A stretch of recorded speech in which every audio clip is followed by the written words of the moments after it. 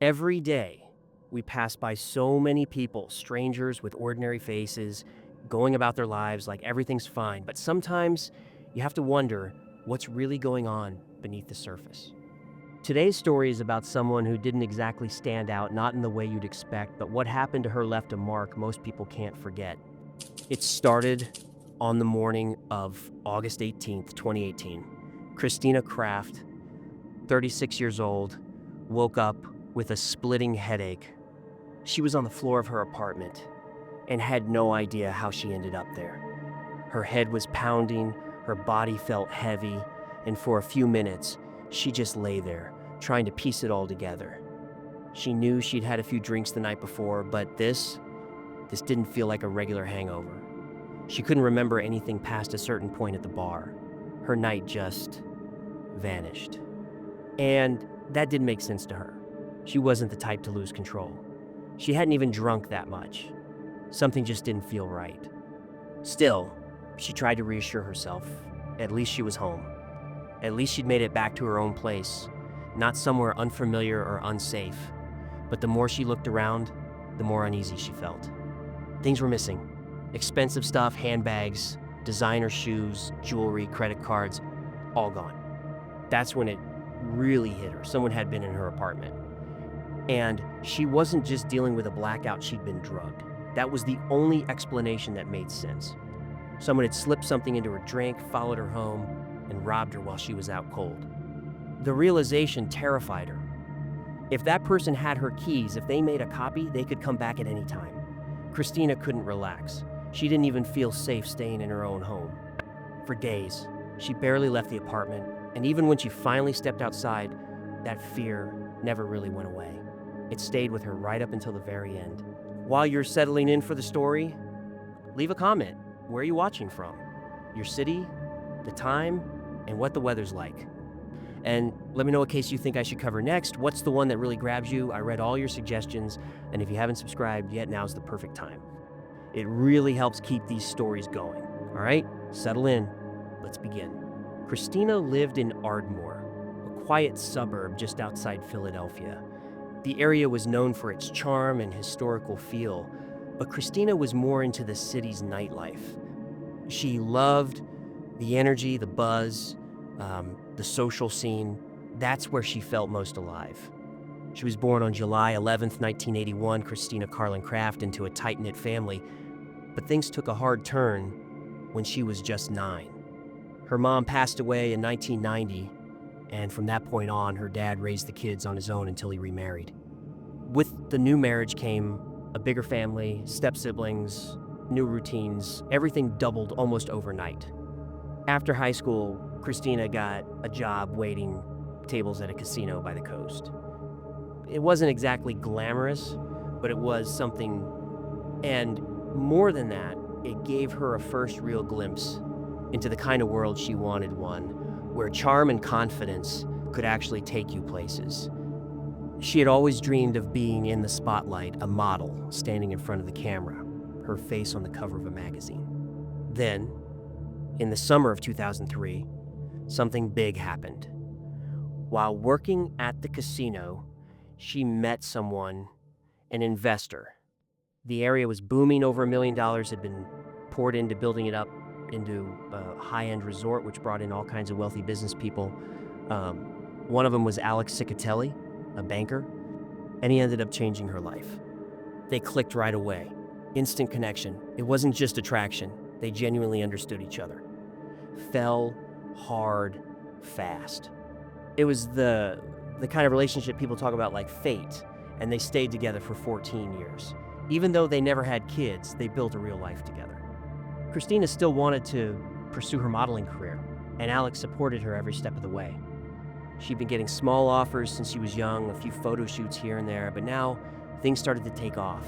Her face began showing up in big-name magazines like Maxim and Vanity Fair.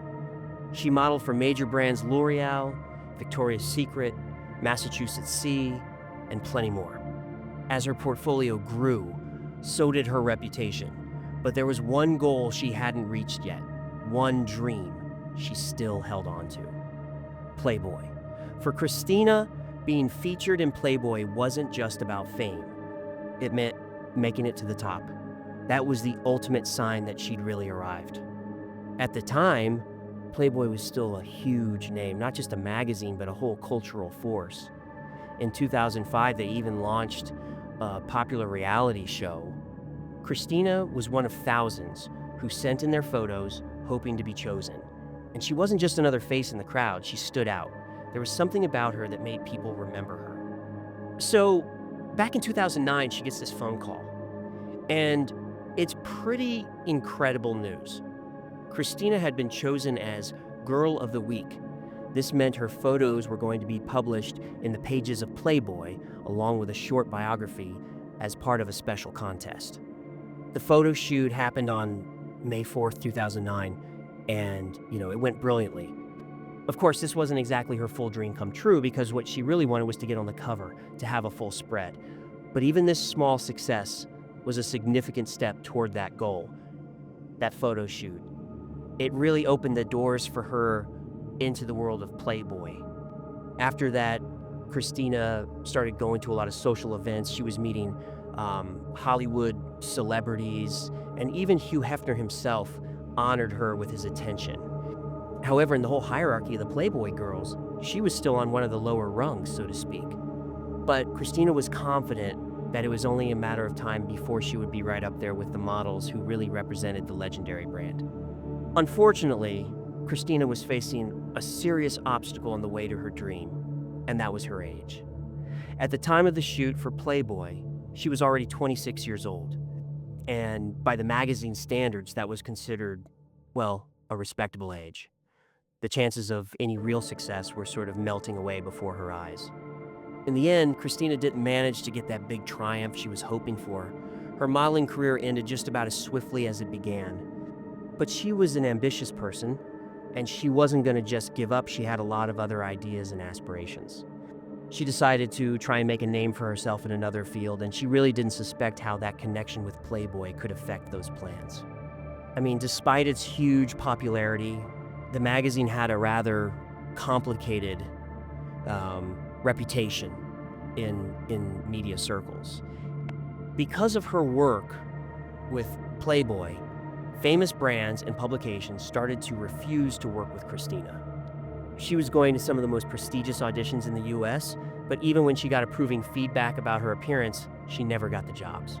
At the same time, Christina was realizing that popularity has a downside too. After her pictures were published in the magazine, she started getting stalkers. Her boyfriend, Alex, was concerned, and he insisted that she should end her modeling career and move with him to the quiet suburb of Ardmore, where he thought they would be safer. But as it turned out, a truly safe place just doesn't exist.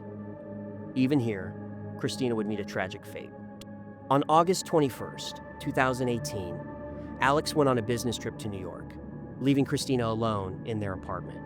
For him, this was just routine. He went on business trips pretty often. That same evening, Alex called Christina to wish her goodnight, but she didn't answer.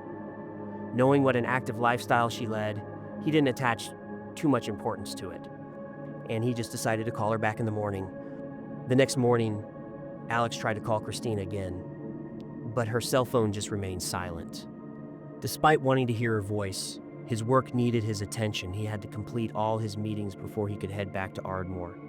Dozens of his calls went unanswered, all the way into the evening. This kind of behavior was extremely uncharacteristic of Christina. Finally, it hit Alex that something bad must have happened. He was overcome by this oppressive feeling of anxiety, so he had to just put all his work aside. The man rushed back to their apartment to find out why Christina had been out of touch for a whole day. He arrived at the place around 9 o'clock in the evening and tried to open the door, but his key wouldn't fit. Alex was just hoping that the door was maybe blocked from the inside. Christina still didn't answer his calls or his knocks on the door, so Alex had to call the police. The patrol officers weren't in a huge hurry to respond to the call because the area was pretty affluent and, residents often called about trivial things. But as soon as the dispatcher checked the address, his opinion instantly changed. Just 4 days earlier, he had personally taken a statement from Christina about a robbery in her apartment. The likelihood that this was a repeated attack, it led to some chilling thoughts. The policeman recalled that the thief could have returned, and now the young woman might have been the victim of an encounter with him. He immediately sent a patrol to the address, and they found a bewildered Alex waiting for them near the house. The door had to be broken down, and beyond the threshold, it became obvious that something terrible had happened there. The rooms were in an eerie disarray. The furniture was overturned and broken. But the most terrifying sight was waiting for the police in the bedroom. There was blood everywhere. On the bed, under a soaked sheet, the patrol officers found Christina. By that time, rigor mortis had already set in. Her face was disfigured beyond recognition. They found cuts and bruises all over her body. The model's nose was, well, it was literally pressed into her skull. Both of her eye sockets were broken. The bones of her face were smashed as if someone had jumped on it with both feet. Undoubtedly, the attack was committed by a person in a state of extreme psychosis or rage. Or maybe the attacker was just determined to destroy the beauty of his victim. On her neck, there were traces of strangulation with some kind of foreign object, probably clothing or maybe a power cable. However, whatever was used was never found at the scene. Of course, in cases like this, the victim's partner becomes the first suspect. So the police decided they needed to talk to Alex. All this time, he was waiting near the apartment, just gripped by anxiety. When he was told the terrible news, the man fell into a state of shock. The patrol officers took him to the police station for questioning, but after about an hour and a half, they realized that Alex had nothing to do with what happened. The man was sincerely mourning his beloved, and his alibi was ironclad. It was confirmed instantly. So the law enforcement officers ran out of suspects. This all happened in one of the quietest and safest areas of the city. So it was necessary to immediately start the search for the criminal who had killed this young woman with such cruelty.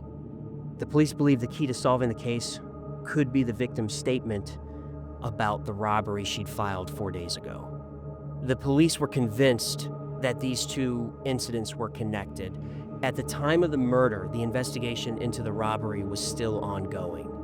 Detectives had gotten a hold of some CCTV footage and had begun to analyze it carefully. Previously, investigators had actually spoken with Christina, and by working together, they were able to reconstruct the chain of events that came before the unpleasant incident in the apartment. It turned out that on Friday, August 17th, she had gone to a bar in the city center. Around 3 o'clock in the morning, Christina returned home. She was driven by a young African-American taxi driver, about 30 years old, with a neat beard and haircut.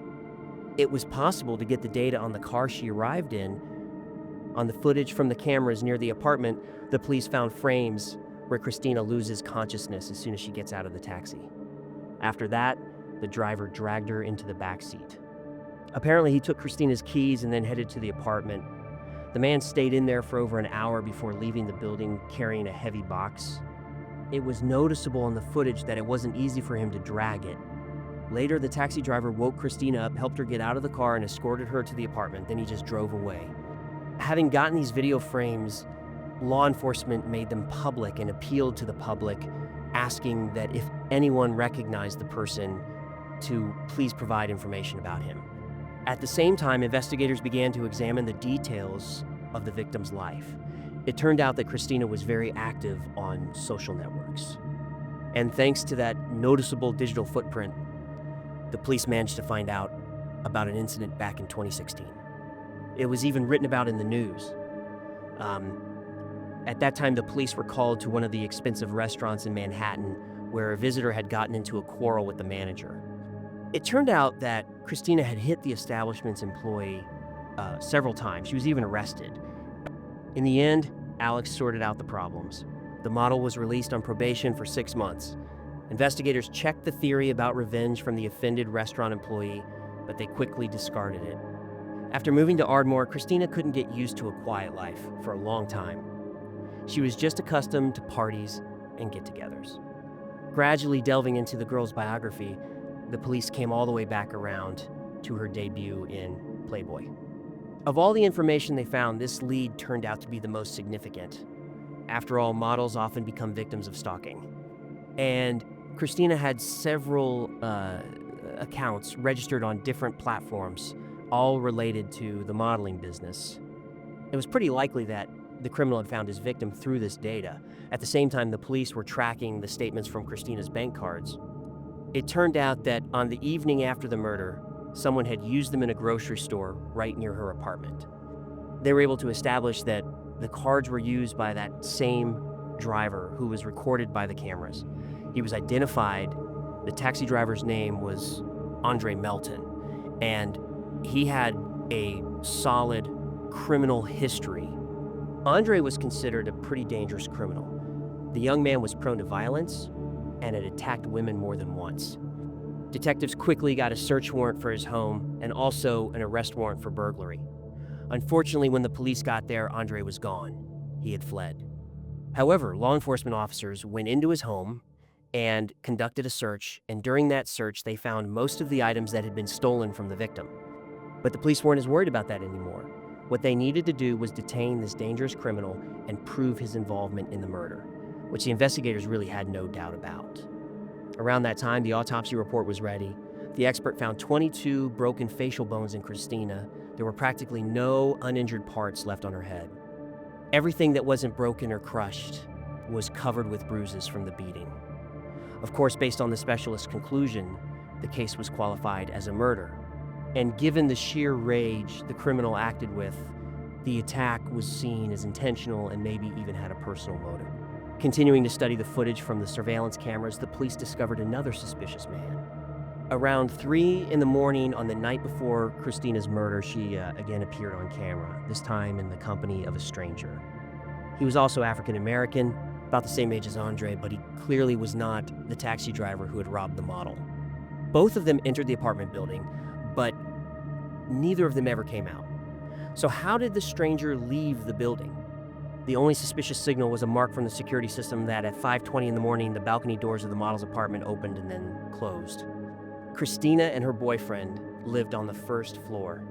Probably the criminal could have just left unnoticed through the balcony. This man was put on the wanted list. The success of the operation was really helped by the high quality of the video recording, which allowed them to get a detailed look at the face of the alleged killer. The footage was actively spread through the media. Andre was also wanted. The assumption was that he could have been working with the murderer. As you might expect, journalists grabbed onto this story for the sake of sensational headlines.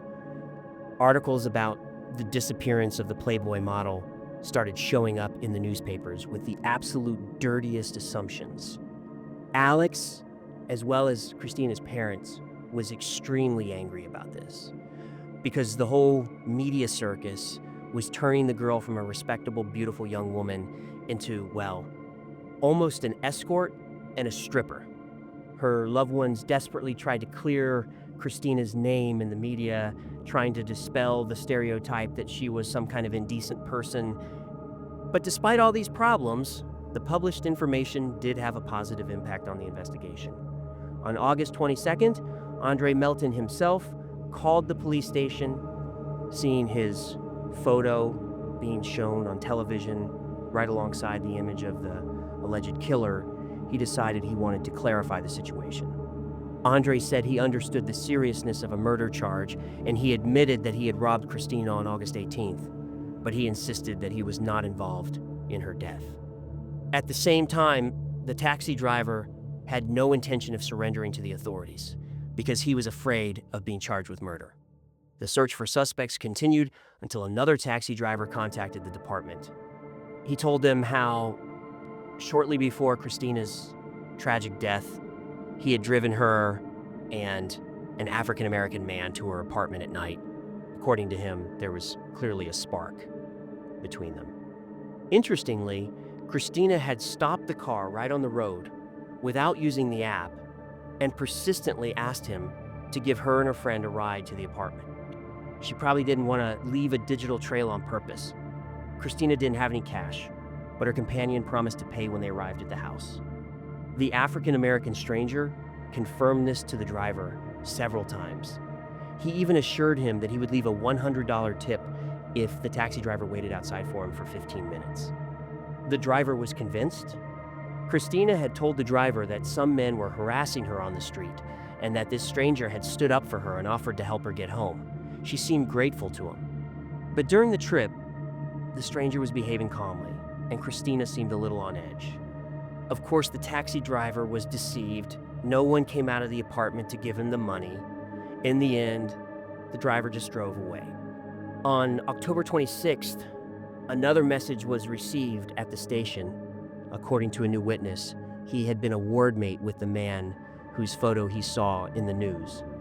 This had happened in a psychiatric hospital just a few days before Christina's death. As the witness told it, the African-American patient of the clinic ended up there because he had attacked a woman.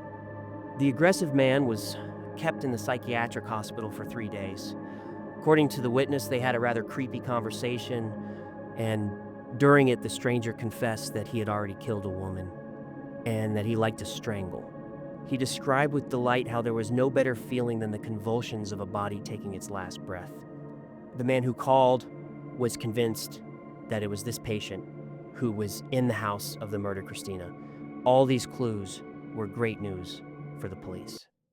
The detectives went to the clinic to find out the real name of the mentally ill man. Imagine their surprise and disappointment when it turned out that he had called himself John Doe. Traditionally, that's how unidentified bodies are named. So, not only did the clinic release a person who enjoys killing, but they also didn't even establish his identity. Other numerous violations in the work of the hospital were also revealed.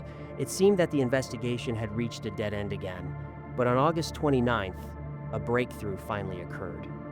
Ironically, this happened on the day of the funeral of 36-year-old Christina. Another man contacted the police, and he admitted that he was a relative of the African-American guy recorded on the surveillance footage. He reported that it was a 31-year-old drug dealer, Jonathan Wesley Harris, who had a conviction for a particularly serious crime and had been released only a month before the model's death. Unfortunately, the relatives didn't know his exact whereabouts, but now the detectives at least knew for certain who to look for. The police called everyone who could possibly know anything about this man. In the end, they managed to talk to the wanted man's sister. She told the investigators that Jonathan had left Philadelphia by bus. The suspect was heading to Pittsburgh. Law enforcement officials contacted the local police department there and warned them that a dangerous criminal was approaching their jurisdiction.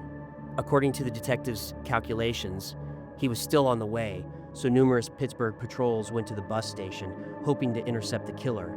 The entire area was surrounded. When the bus arrived, 31-year-old Jonathan was the third person to get off. The dangerous criminal was detained, and after that he found himself in an interrogation room. When he was shown a photograph of the deceased model, Jonathan said that they had met in a bar. The couple had struck up a conversation. According to the detainee, both of them were under the influence of alcohol and drugs. They quickly understood each other and chatted until the bar closed. Jonathan said he treated his friend to heavy, forbidden substances, hoping that she would agree to be intimate with him as a form of payment.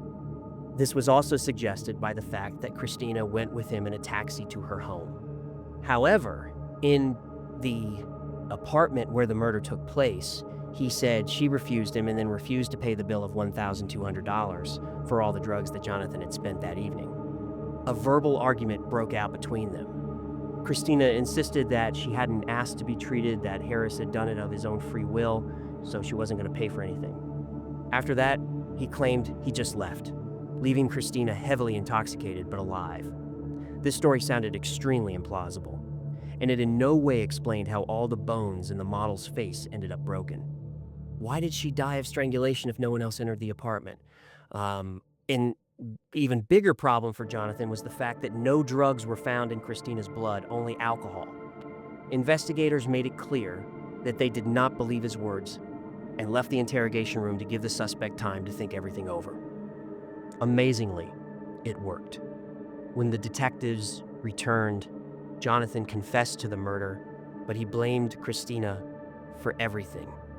According to him, they did have intimate contact, but on top of the sex, he still demanded that $1,200 for the drugs. Christina, he said, believed that the sex was enough and told him she didn't have that kind of money. Christina then grabbed a bottle of wine and hit Jonathan on the head with it. He said he started bleeding. Confused, he hit Christina back and carried her into the bedroom. There, the model began to regain consciousness and started to scream loudly. Because of this, Jonathan said he panicked even more. He realized that he could have serious problems with the law because of what was happening. Under the influence of alcohol and drugs, the man tried to make Christina shut up, but she kept resisting. So then he twisted her around, tied her up with her own pajama pants, and tied her to the bed to make it impossible for her to fight back. According to Jonathan's confession, after that, he calmed down and told her he wanted to untie her and just leave. Christina agreed, but he claims it was a trick. As soon as she was free, she immediately rushed for the door. Jonathan said he caught up with her and dragged her back onto the bed. Enraged, he began to hit Christina in the face, again and again, inflicting more and more severe injuries with each blow. He said he kept repeating for her to be quiet, but Christina didn't listen. In the end, he stopped when she finally ceased to make any sounds. Then the suspect tried to find valuables in her apartment to, compensate for his expenses for the evening. Jonathan began to panic because he said Christina was breathing very strangely. Although he didn't find any special valuables, he still helped her turn over. Blood was flowing from her mouth. She asked for a phone so she could call her father. Jonathan handed her the cell phone, but then saw that Christina was dialing 911. He decided that she was lying to him again and was trying to call for help. In a state of panic, the man attacked her and began to strangle her. According to him, he never finished the job. Jonathan stopped when Christina lost consciousness. He was convinced, he said, that she was still alive. The man covered Christina with a sheet because her face was a creepy sight that he just couldn't look at. After that, Jonathan stole several items of clothing to change into and get rid of his own blood-stained things. As the police had assumed, the suspect later left the apartment through the balcony. Despite the brutality of the whole thing, the attacker insisted that he had simply panicked and initially had no intention of killing her. Jonathan claimed that his aggression and panic were caused by the influence of drugs and alcohol and by Christina's refusal to pay. But a toxicology exam showed that there were no drugs in the murdered woman's body. No injuries from a broken bottle were found on Jonathan's head either. So his story continued to be, false. And although the detainee confessed to the murder, he considered it to be unintentional. This is exactly what his lawyers tried to prove, arguing that the man was only to blame because of the heavy drugs he had taken. It wasn't even about second-degree murder. They wanted to reduce the seriousness of the crime down to manslaughter. In turn, the prosecution insisted that the story Jonathan told in the psychiatric hospital about how he likes to strangle and kill indicates that the whole thing was intentional. It wasn't possible to establish if he was involved in any other murders, which his wardmate had mentioned. In addition, Jonathan tried to escape, clearly intending to avoid responsibility, and he lied about the motive being because of drugs. The prosecution argued that even if his story were true, the defendant didn't have to contact Christina at all, or tie her up, or beat her. He could have just left, and there would have been no questions for him. In the end, the jury found Jonathan guilty of first-degree intentional murder, as well as kidnapping, escape, theft, and obstruction of justice. He was sentenced to life in prison without the possibility of parole, as well as an additional 22 and a half years for the other charges. After the verdict was announced, the criminal was given the last word. He just laconically explained that the sentence suited him. The victim's relatives and her boyfriend continued to insist on the falsity of Jonathan's words. They did not believe that Christina was cheating on Alex. He himself was confident in her fidelity. Moreover, the girl had never been addicted to drugs. The absence of prohibited substances in her blood confirmed his words. Probably, the alcohol went to Christina's head, and Jonathan tried to take advantage of the situation by offering to help her get home. Then the woman tried to say goodbye to him, but he was against it, and then he raped and killed her so that she wouldn't turn him into the police. That same robber who attacked Christina 4 days before her death. He was detained in December of 2018. He was tried on other charges not related to her murder. The list was supplemented by burglary, embezzlement, and criminal encroachment on someone else's property. Andre Melton received a considerable term for his actions. Justice prevailed, but it still won't bring the girl back to life. The story of Christina Kraft is a tragic example of how unexpectedly the life of a young and promising person can be cut short. This chilling tale makes us think about the fragility of our own existence and the importance of caution and vigilance in everyday life. Despite all the horror of this situation, the investigation into Christina's murder became a model of professionalism and perseverance by law enforcement agencies. Thanks to the painstaking collection of evidence, meticulous analysis of surveillance camera recordings, and thorough work with witnesses, the police managed to track down the killer and bring him to justice. This case also vividly illustrates the problem of sensational and sometimes biased coverage of such crimes in the media.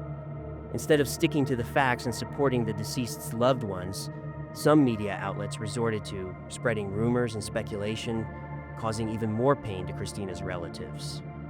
The fate of Christina Kraft will forever remain a tragic reminder of the fragility of human life and the need to value every moment of it. At the same time, this story is evidence of the strength of justice and the inevitability of punishment for criminals, no matter how they try to avoid retribution. The bright memory of Christina will live forever in the hearts of her loved ones and all those who were struck by her untimely death.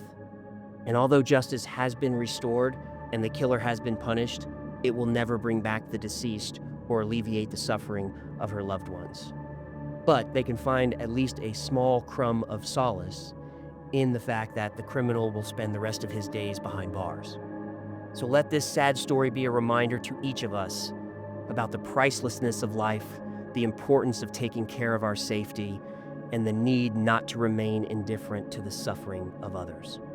And let the bright image of Christina Kraft always be a symbol of beauty, fragility, and the delicacy of human existence for us.